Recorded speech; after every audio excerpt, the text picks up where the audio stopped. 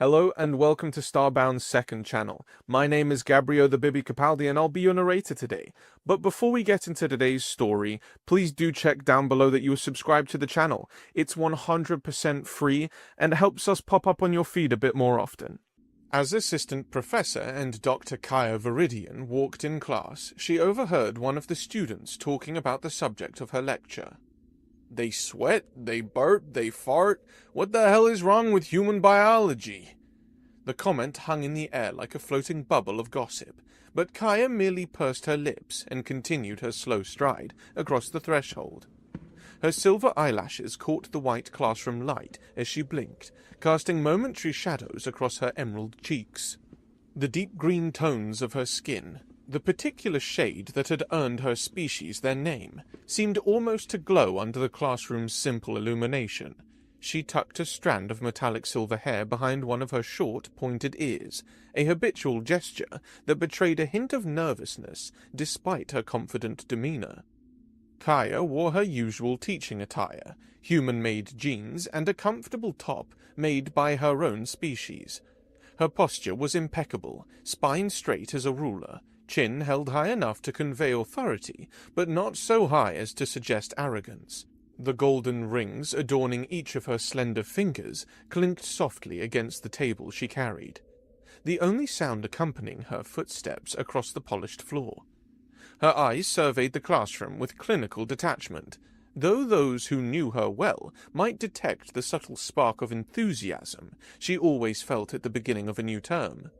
The classroom was a mixed species class, the first of its kind in Nova Terra. There were only 3 species in these classes for now, and most of them were from Kaya's own species, Arcradians. Short, pointy ears, green skin, humanoid appearance, silver hair, and even silver eyebrows and eyelashes. The walls were lined with projection screens, ensuring that every student could see demonstrations from any angle. The chairs were designed with adjustable settings to accommodate the different physiological needs of each species, a detail that had been Kaya's suggestion during the planning phase. Large windows allowed natural light to filter through, though there wasn't much to see at night. The air was kept at a precise temperature and humidity level that represented a compromise between the preferences of all 3 attending species.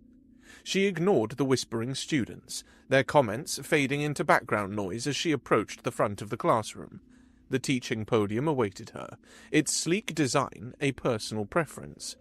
She placed her tablet on the surface, watching as it synced automatically with the classroom's systems.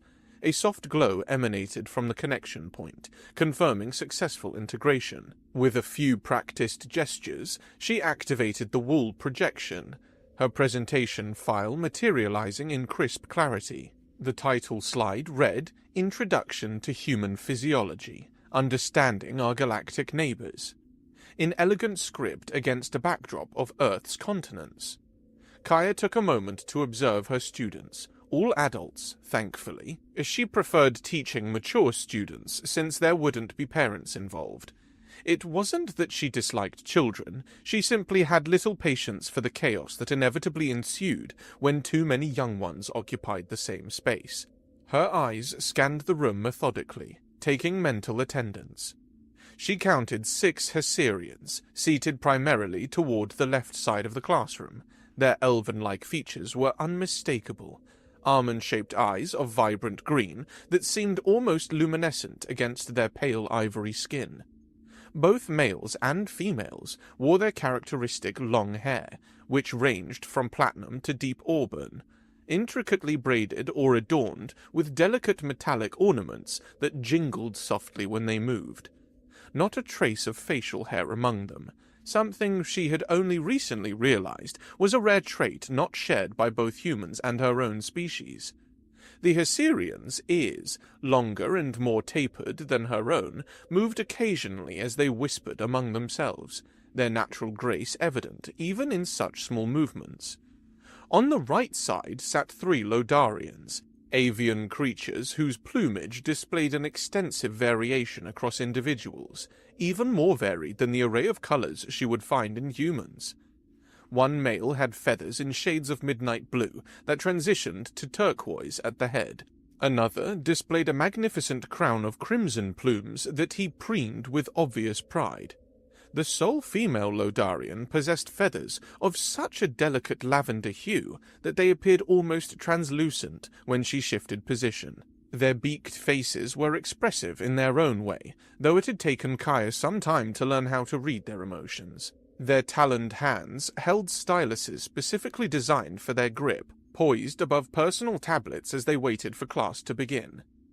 The rest of the students were Arcadians like herself, their green skin varying from pale jade to the deep emerald of Kaya's own complexion. Silver hair gleamed under the lights, some cropped short, others elaborately styled in the latest fashion from their homeworld. Familiar eyes regarded her with varying degrees of interest and skepticism. One male in particular, the one who had made the comment about human biology, sat with his arms crossed defensively, his pale green complexion somehow managing to look both bored and confrontational at once. Kaya cleared her throat. "May I have your attention, please?" The effect was immediate. Every student straightened in their seat, conversations dying mid-sentence. This, she thought with a flicker of satisfaction, was why teaching adults was infinitely preferable. They understood the value of what she offered, the importance of respectful attention, no need for multiple requests or disciplinary measures, just students eager to learn, or at least professional enough to pretend. "Thank you," she said, her voice carrying clearly to every corner of the room. "Welcome to Advanced Human Physiology 301. I am Assistant Professor Dr. Kaya Viridian, and I will be guiding you through what I consider one of the most fascinating subjects in xenobiology." She moved around the podium, preferring to stand directly before her students rather than behind a barrier.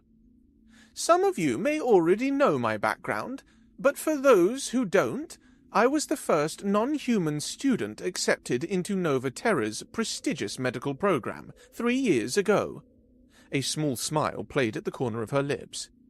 "In fact, many of you might be aware that my success case was one of the primary reasons this class exists today." Several students nodded in recognition, and she noticed a few Hessarians exchange impressed glances. "I'm not telling you this to boast," she continued, "but simply because I stand before you as living proof that a non-human can become not just competent, but genuinely proficient in understanding human physiology and the biological processes that govern their bodies." Her gaze shifted deliberately to the Arcadian male who had made the earlier comment. "This includes the processes of sweating, burping, and flatulence, or as I believe I overheard someone phrase it, farting, that some of you may find peculiar." The Arcadian male suddenly found himself the focal point of the entire class, every head turning to look at him. His green skin visibly paled, taking on an almost sickly lime hue. He shifted uncomfortably in his seat, the material of his clothing rustling loudly in the silence. He began, his voice cracking slightly before he cleared his throat and tried again. "I mean no disrespect, Professor, but it's still true what I said about humans. Their biological functions are unusual by galactic standards." "Indeed they are," Kaya agreed, nodding thoughtfully. "And you're absolutely right to note these differences. In fact, understanding these unusual aspects of human physiology is crucial to comprehending how they've adapted to survive across the galaxy." The tension in the Arcadian's shoulders visibly relaxed, and a ripple of interest moved through the classroom.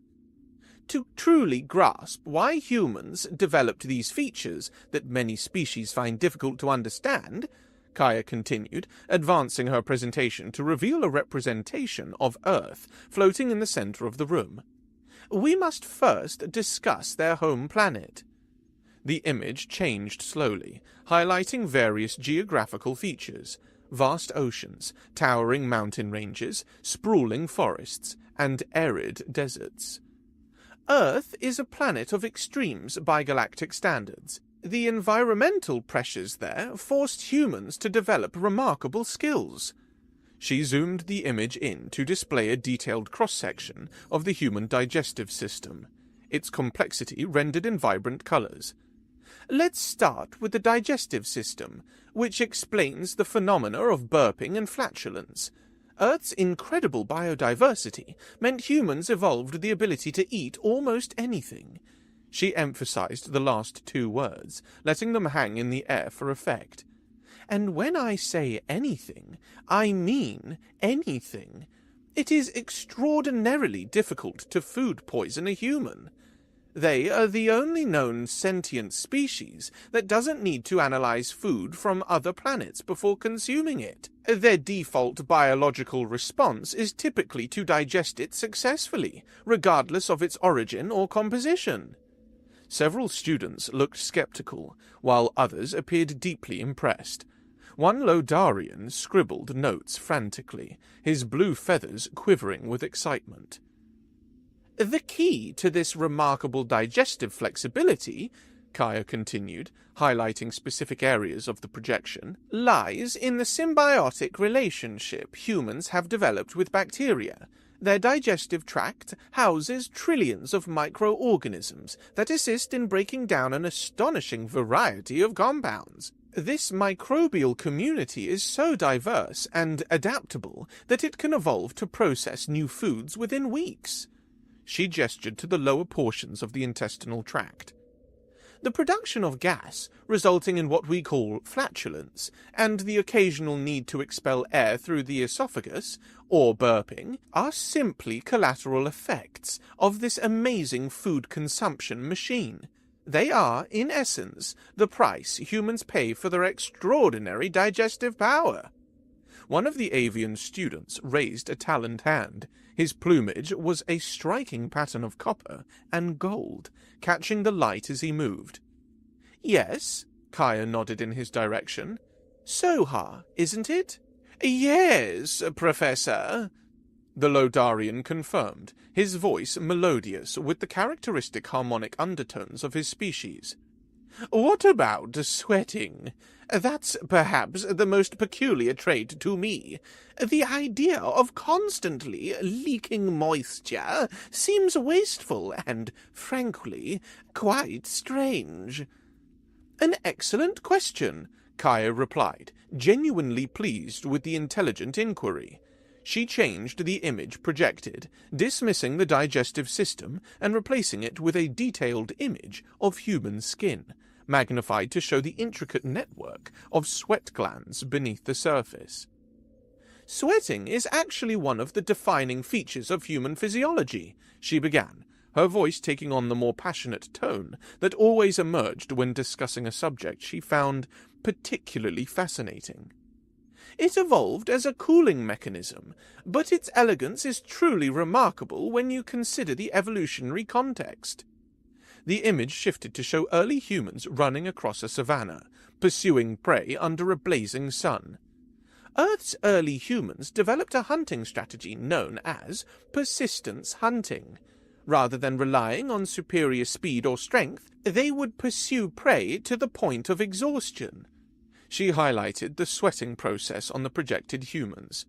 Most Earth mammals cool themselves by panting, rapid breathing that releases heat but severely limits oxygen intake during exertion. Humans, however, evolved to shed heat through their skin via sweating, allowing them to maintain thermal equilibrium while continuing to breathe normally during extended periods of exertion. Kaya manipulated the controls to show a comparison between human thermoregulation and that of other species. This adaptation gave them great endurance. They could literally run prey to death under the hot sun, as their quarry would eventually collapse from heat exhaustion, while the humans could continue indefinitely, cooled by their efficient sweating system. The students watched, many with recently discovered appreciation as the simulation played out. Modern humans, of course, rarely need this ability for hunting, she continued, shifting the display to show contemporary human attire. They've developed sophisticated fabrics that wick moisture away from the skin, allowing for comfort despite this evolutionary adaptation. They've also created chemicals called deodorants and antiperspirants that control both the amount of sweat produced and the bacterial growth that can cause odor. She paused, adjusting another setting on the display. Speaking of odor, the pleasant scent that many associate with humans is partially due to these applied fragrances. However, she added with more personal than scientific experience, how one perceives human smell is largely dependent on the olfactory sensibilities of their species. What might be pleasant to one could be neutral or even mildly offensive to another. An Arcadian student, not the one who had spoken earlier, raised his hand. He had unusually dark green skin and wore his silver hair pulled back in a tight knot at the nape of his neck. "Professor Viridian," he began, a hint of mischief in his voice, "you seem very knowledgeable about such specific details of how humans smell. Is that something they teach in advanced medical courses?" Kaya felt a momentary panic fluttering in her chest, but her face remained impassive, not betraying a hint of the alarm his question triggered. The specific knowledge of human scents was something she had indeed acquired at home, in moments of intimacy rather than academic study. The memory of Peter's skin against hers, the particular blend of pheromones and synthetic fragrance that was uniquely his, flashed unbidden through her mind. "That's an astute observation, Lahir," she replied smoothly, recognizing the student from her class roster. "We don't cover olfactory specifics in such detail in standard curricula. Much of what I've shared comes from supplementary research and, of course, professional interaction with human colleagues." She spread her hands in a gesture that encompassed the entire classroom. "As you progress in your studies, you'll find that your most valuable education often occurs outside formal settings. You'll learn a great deal about the human students you encounter and the humans you interact with beyond campus grounds. I encourage you all to approach such interactions with curiosity, while maintaining appropriate professional boundaries, of course." The qualification seemed to satisfy Lahir, who nodded and sat back, though the slight quirk of his lips suggested he wasn't entirely convinced by her explanation. Kaya moved swiftly to the next slide, eager to redirect the conversation.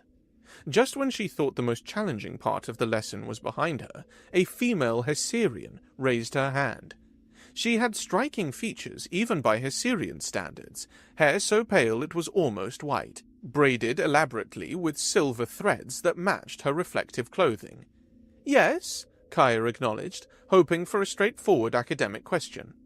"Professor," the Hessarian began, her voice hesitant, "how exactly can humans look at other species as mating material?" The classroom fell suddenly silent, every student staring at the Hessarian with wide eyes. Several Arcadians exchanged shocked glances, while one of the Lodarians made a sound suspiciously like suppressed laughter. The Hessarian's pale skin flushed with a pink tinge, but she pressed on. "I mean, when I ventured into Nova Terra's nightlife district last weekend, I'm quite certain several human males and at least 2 human females approached me with that sort of intention." She twisted her fingers together nervously. "I'm simply trying to understand this from a biological perspective." Kaya suppressed a sigh.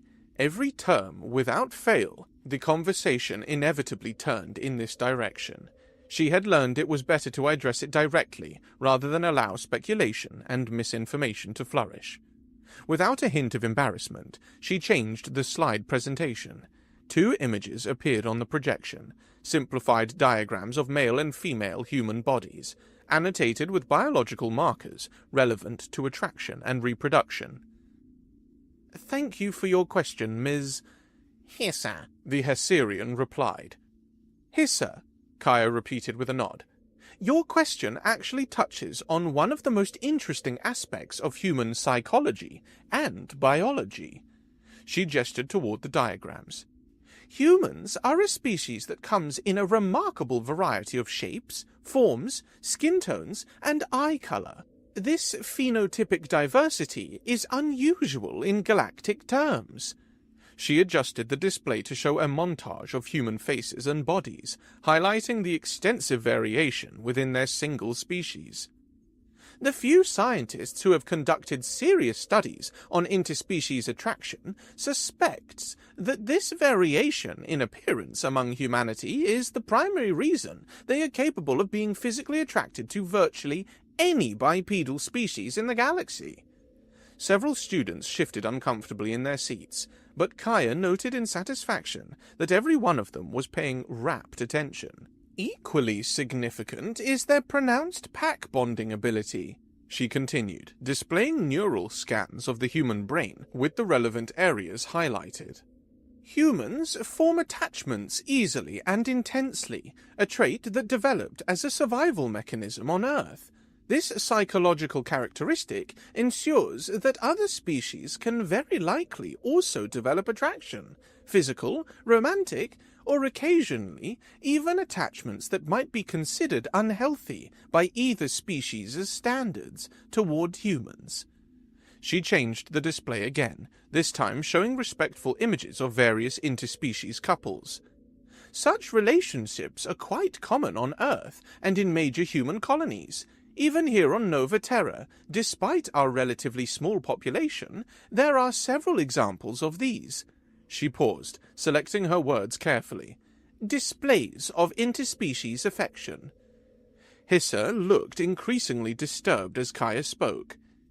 I'm certain that no one here is engaging in such behavior, she declared, looking around at her fellow students for confirmation. When no one immediately responded, her voice rose slightly. No one is doing that, right? Right? The silence stretched uncomfortably as students avoided meeting her gaze or each other's. Even the typically vocal Arcadian who had commented on human bodily functions kept his eyes fixed firmly on his desk. I can't believe it, Hisser said, her voice a blend of shock and disgust. You people are sick. There wasn't a single voice agreeing with her this time, not even a murmur of support. The silence in the classroom was thick enough to cut with a surgical laser. Kaya stepped forward, her professional demeanor firmly in place. Hisser, she said calmly but firmly, let me be clear about two things. First, no one will force you into any situation or relationship you're uncomfortable with. If that was your concern, please be assured that Nova Terra has strict regulations about consent that apply across all species. She let that point sink in before continuing. Second, if you have moral objections to the personal choices others make in their private lives, perhaps this isn't the appropriate class for you. Xenobiology and xenomedicine require an open mind and a non-judgmental approach to biological and cultural differences. Kaya deliberately didn't elaborate further. She owed the students no explanation about her personal life, about what or who awaited her at home. Her relationship with Peter was her own business, not a topic for classroom discussion. Hisser appeared taken aback by Kaya's response, her delicate features registering surprise and then something like chastened recognition. After a moment, she nodded once and settled back into her seat, eyes downcast, fingers nervously adjusting her silver-threaded braids. The awkward silence persisted until Sohar, the Lodarian who had asked about sweating, cleared his throat, a sound that in his species resembled wind chimes in a gentle breeze. If it helps, he offered, turning slightly toward Hisser. My species is physiologically incompatible with humans in the manner you are referring to. Our reproductive biology is entirely different. His copper and gold plumage ruffled slightly, in what Kaya recognized as a gesture of gentle humor. So you can be certain that at least some interspecies relationships remain purely platonic. In fact, humans are more likely to treat us like pets than potential mates, if that makes you feel any better." A ripple of relieved laughter spread through the classroom, breaking the tension. Even Hiss's lips curved in a reluctant smile. Sensing an opportunity to move away from the awkward topic, Kaya introduced a subject that wasn't strictly part of the curriculum, but would serve as an effective distraction. "Soha raises an interesting point about human behavior that many of you may encounter," she said, bringing up a new slide showing humans interacting with various species, particularly those with fur or feathers. Humans have a marked tendency to treat species with fluffy fur or feathers less seriously than those without those features. She clicked through several images showing humans petting or cuddling with alien species that resembled Earth animals. They often ask for permission to touch or pet such individuals. This behavior can seem condescending or infantilizing to many species, and there are ongoing educational efforts to discourage humans from this practice. Kaya shrugged slightly, a rare informal gesture. However, it's rather like fighting against a powerful current. This tendency is deeply ingrained in human psychology, possibly related to their long history of domesticating animals on Earth. The situation is further complicated by the fact that some individuals from furry or feathered species actually enjoy the attention and physical contact. This revelation prompted several glances toward the Lodarians, whose feathered heads tilted at various angles in what might have been embarrassment or acknowledgement. A male Arcadian, sitting near the back, raised his hand. "Professor, I thought this was a human biology class, not a behavioral psychology seminar." "You're absolutely right," Kaya acknowledged with a gracious nod. "Thank you for bringing us back on track." She changed the projection to a detailed image of the human muscular system, the intricate layers of fibers displayed in various colors to indicate different muscle groups. Let's shift our focus to another fascinating aspect of human physiology, their musculoskeletal system. As the image slowly rotated, highlighting different muscle groups in sequence, Kaya continued.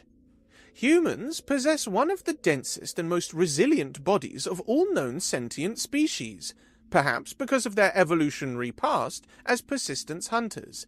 They demonstrate great endurance and strength compared to most other species." She highlighted the cardiac muscles in particular. "Their cardiovascular system, especially, seems designed for extended exertion. A healthy human can maintain moderate physical activity for hours with appropriate hydration, a capability that astounded early xenobiologists." A male student of her own species, one whose name she didn't recall, raised his hand with an eager expression. "Professor, I heard that humans can survive up to 15 Gs of force on their body. Is that true?" The question caught Kaya off guard. She couldn't suppress the soft chuckle that escaped her lips, unbidden memories of Peter flooding her mind. His boastful claims during their third date about his training, the playful argument that followed, and the experimental verification of human resilience later that night. The classroom seemed suddenly too warm as she surveyed the variety of reactions to her unexpected laughter. Curiosity from most of the class, confusion from a few, and knowing smirks from at least 2 Arcadians, who clearly suspected there was more to her response than professional amusement. 15 Gs seems a bit excessive for long-term exposure, based on current medical literature," Kaya replied, regaining her composure. "Humans can certainly survive short exposures to approximately 12 Gs, and many can remain conscious during maneuvers up to 9 Gs. She paused, a small, private smile playing at the corner of her lips. "Though a certain pilot I know claims he can remain conscious at 11 Gs, but I don't entirely trust his account. He had something of a habit of exaggerating size numbers." Her unconscious attempt at subtle humor was met with blank stares. Most of the class had clearly missed the implication, their cultural reference points too different to catch the innuendo. Only one Arcadian female covered her mouth to hide a smile, clearly more familiar with human expressions than her classmates. Kaya cleared her throat and continued in a more purely scientific vein. Human endurance is quite remarkable by galactic standards. Their cardiovascular system can be trained to perform at levels that would be dangerous for many other species. She switched to a series of comparative diagrams showing oxygen utilization across different species. The display showed human lung capacity alongside that of 3 species present in the classroom. The differences were obvious. Human lungs appeared deceptively simple compared to the elaborate respiratory structures of the Lodarians, yet their efficiency at oxygen exchange under stress was nearly double. Through dedicated physical conditioning, humans can dramatically improve their baseline capabilities, she continued, bringing up new data points that tracked performance metrics before and after training regimens. Elite human athletes can perform feats that would seem almost impossible based on the average metrics of their species. The display showed a montage of human athletic performances, runners, swimmers, weightlifters, each pushing the boundaries of physical capability. Several students leaned forward, clearly impressed by the feats of strength and endurance. The combination of their unique respiratory efficiency, dense musculature, and highly adaptive cardiovascular systems means that a well-trained human in peak physical condition can endure stresses that would incapacitate many other species. The Hissarian student, not Hisser, but a male with copper-tinged hair arranged in an elaborate series of braids, raised his hand. Professor, what about their skeletal structure? How do their bones not break under such pressure? Another good question, Kaya replied, genuinely pleased with the class's engagement. She projected a model of the human skeletal system, highlighting the internal structure of the bones. Human bones are resilient. They're composed primarily of collagen, which provides flexibility, and hydroxyapatite, which provides hardness and compression strength. She zoomed in on a cross-section of a femur. Unlike the more rigid and brittle skeletal structures of some species, human bones have a slight degree of flex. More importantly, they're constantly remodeling themselves in response to stress, becoming stronger in precisely the areas that experience the most pressure. The bone image rotated slowly, layers peeling away to reveal the intricate honeycomb structure within. This internal architecture, similar to the support structures in their ancient buildings, provides maximum strength with minimum weight. It's an elegant solution that evolution found. Without thinking, she added, I accidentally hit a human with a piece of furniture I was trying to fix once, and not even his nose broke despite it basically flattening him against the ground. The moment the words left her mouth, Kaya realized she'd shared far more than she intended. The classroom went utterly silent, every student staring at her with expressions ranging from shock to morbid fascination. You hit a human with furniture? Soha asked, his golden plumage standing on end. It was an accident, Kaya clarified quickly, her professional veneer momentarily cracking. A shelving unit. I was attempting to assemble it, became frustrated with the confusing instructions, and when I lifted it to examine the base, I turned too quickly and... She made a vague gesture with her hands that somehow conveyed both impact and apology. And the human survived? Asked one of the Arcrarians, clearly impressed rather than horrified. Of course, Kaya said, relieved that the class seemed more interested in the biological implications than the personal revelation. I simply stretched him back into shape, and we didn't even go to the hospital. She demonstrated with her hands, making a motion as though carefully reshaping something delicate. Human cartilage and soft tissue are elastic. They can absorb impact and return to their original form, especially with appropriate medical assistance. Was this a friend of yours? Lahir asked, the same Arcadian who had questioned her about human sense. There was a knowing lilt to his voice that made Kaya's skin warm slightly. "Of course it was a friend," she replied quickly. "Why would I be fixing his furniture if he wasn't a friend?" Her response seemed to satisfy the class on the surface, though she noted several exchanged glances that suggested they weren't entirely convinced by her explanation. The Lodarians, in particular, seemed to communicate something among themselves through subtle movements of their feathered crests that Kaya couldn't quite interpret.